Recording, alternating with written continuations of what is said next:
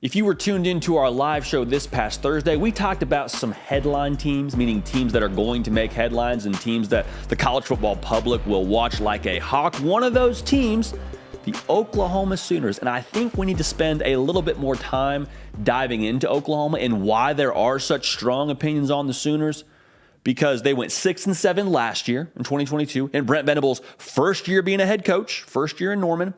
And then Vegas sees that, goes and sets their over-under win total for the Sooners at 9.5 wins. Like I said, we do a live show, and we would encourage you to be subscribed for that live show. But during that live show, we take questions at the end of the show. And one of y'all got in the live chat and said, JD, which way do you lean right now, over under 9.5 wins on Oklahoma? It's May. We're going to do our deep dive analysis and predictions on Oklahoma and all these teams. We get closer and closer to the season. But I was like, it's May. I like the roster. I like Brent Venables. Had a lot of close games last year. I'll go ahead and lean over. Not a prediction. If you leave this video thinking I predicted Oklahoma to win 10 games, you missed the point. It's not what I'm doing. I'm not predicting that. But I said I lean that way right now in May. We'll predict it as we get closer to the season. And my wife listened to the podcast. And when she heard that I leaned that way, you would have thought I told her the house is on fire or that something catastrophic had happened. Now she's a Baylor grad. But with that being said, she wasn't the only one. Had a good friend from church. He came up to me and was like, hey, heard the podcast, man, over on Oklahoma. And I was like, whoa. I didn't make a prediction. I gave a lean. So with all that being said, I think we need to take a deep dive into Oklahoma right now and just kind of break down why there are strong opinions and kind of break down why I think that the potential for Oklahoma is there to win 10 games. Before we do that, though, make sure you're subscribed, like I mentioned. Make sure you're following me on Twitter. Make sure you're following me on Instagram at JDPakel. We have been with the Oklahoma fan base here for a minute, so a lot of y'all have already subscribed. But if you haven't yet, now's the time. Jump on in. The water is just fine. Promise you. So people that are anti-Oklahoma, or maybe are Oklahoma skeptics, here's the things that they're going to say. Well, Brent Venables, is he even a head coach? Are we sure he's cut out for this? Hey, great DC. I love what he did at Clemson. I love the fire. I love the passion. Is he really a head coach? You're going to hear a lot of that. You're going to hear also Dylan Gabriel. He is mid. I mean, they won 6 games. You're going to sell me on a quarterback that led a team to 6 wins? All right, dude. All right. You're also going to hear, man, the defense is horrible. Defense is bad. I think they averaged right around allowing 30 points a game last year. Like, defense, you're not going to win 10 games with that. Those are 3 bullet points you're going to hear about Oklahoma. And I just want to say, while those issues, while those thoughts that they have aren't altogether invalid, I think they're extremely incomplete, and I think they need context. First of all, you can't say Brent Venables isn't a head coach after 1 year being a head coach. I mean, that's just irresponsible. You can be upset with a 6-win season, but to say he's not a head coach, come on, dude. That's lazy. Don't let people get off with that sort of take, all right? Don't let them get away with that. Second thing, saying Dylan Gabriel is mid, I would say my good friend, my man. Come over here. Let's watch the tape. Dylan Gabriel, when he was healthy, carried this team. He was the reason why they were in a lot of the games that they were in. You're mad about a 6-7 season. 5 of those losses were by 1 score. We'll talk about that in a second, but you see Dylan Gabriel, what he means to this team, you better not say he's mid, because I think he's primed for a really good season. Saying the defense is horrible, it was a bad showing. I don't believe Brent Venables just forgot how to coach defense. His resume speaks for itself. Was the defense bad last year? Yeah, defense struggled. Totally. Not fighting that. But to say the defense is going to be horrible for the rest of the way, to say that's going to mark what Oklahoma is in 2023, I don't know about that.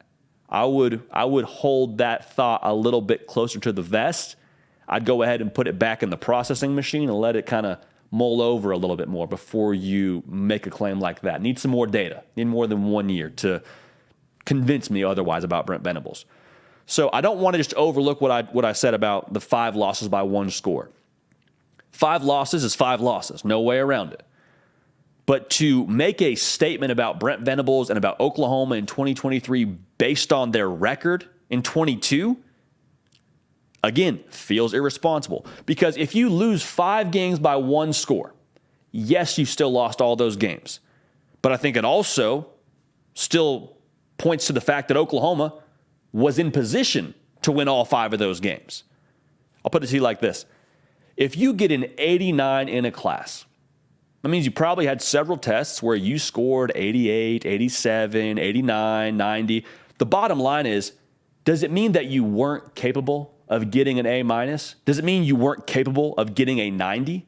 No, you probably knew enough to get a 90, to get an A minus in that class. But the reality is there were things probably internally, how you prepared, how you read the question, how you answered the question, extra credit, things like, there's a lot having to do with you internally that would make a difference. 1 score is 1 play.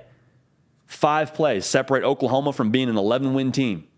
I know that sounds a little bit out there, and we're kind of being overly simplistic here, but you can't convince me that the 5 losses by 1 score just don't mean anything.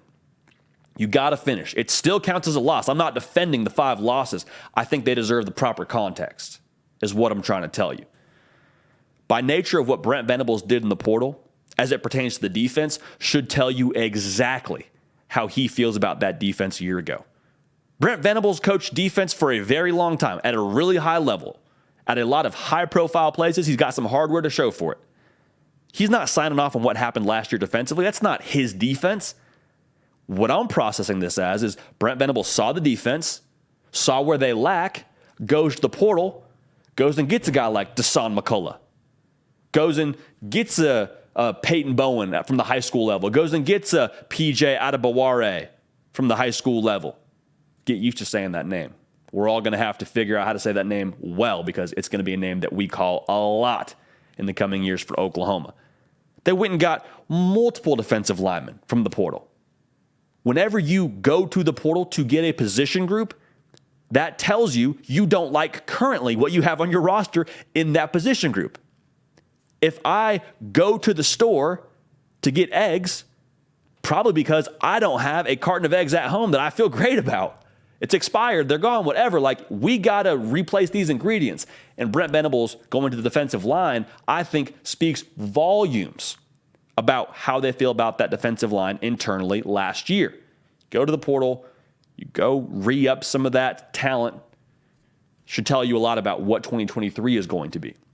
So the reality here is you have a quarterback going into another year in the system under Jeff Lebby. Why is that important? The longer you do something, likely the better you get at it.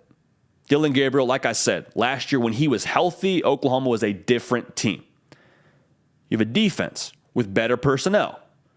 I've said it many times. I'll say it one more time. The team speed will look a lot closer to what they need when they get to the SEC. Dasan McCullough, very, very quick. Jaron Kanik is like a low 10-100 guy, like 10-3, I think, in the 100s is what he ran out of high school. That's ridiculous for an individual who's playing linebacker. You also have a coach who now has a full season under his belt, having been the head coach. Big difference going from a coordinator to a head coach. Brent Venables now has a better feel, I think, for what that job entails. Common knowledge, logic would tell us that. You have a talented couple of freshmen here that I think are going to be tough to keep off the field.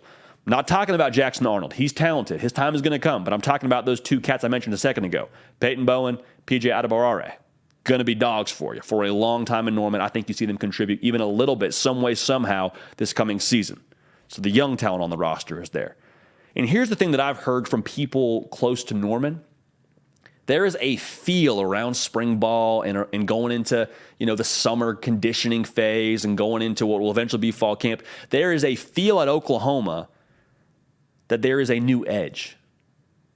There's a new edge about the program because they understand, man, when you wear that logo, when you strap that helmet on, when you wear that jersey that says Sooners across the chest, it means something.